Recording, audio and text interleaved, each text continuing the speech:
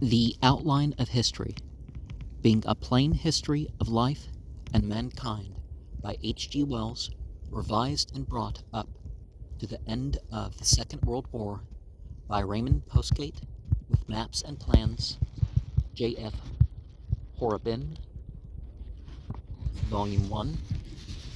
Wells never lived to make the changes that he intended.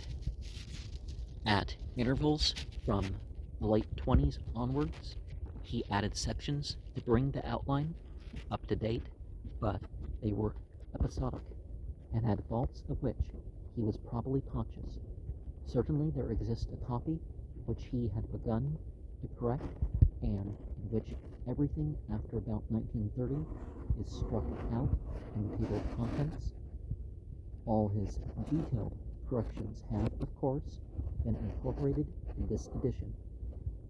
The most interesting of them are those that show a modification of his views upon the Russian Revolution.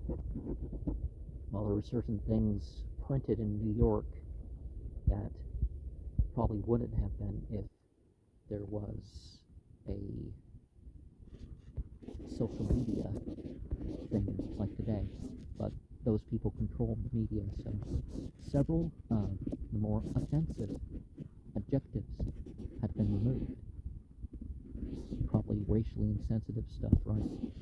In this edition, I have found practically nothing of importance to alter up to the date where he had made his great crossing out.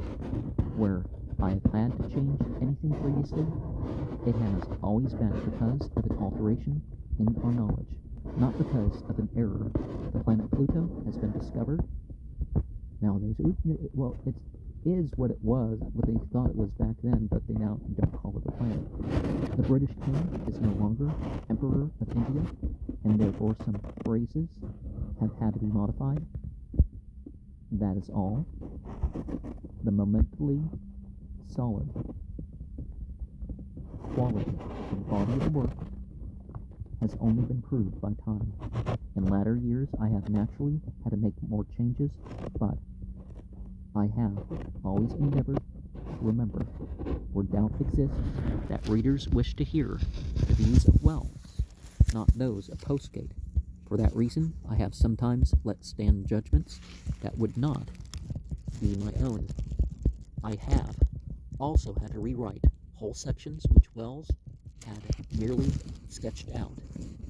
Those who are interested may note that much of Section 7 and all of Sections 9 and 12 of Chapter 39 are from my hand, and that the account of the Second World War is wholly my own. All the rest is substantially H.G. Wells.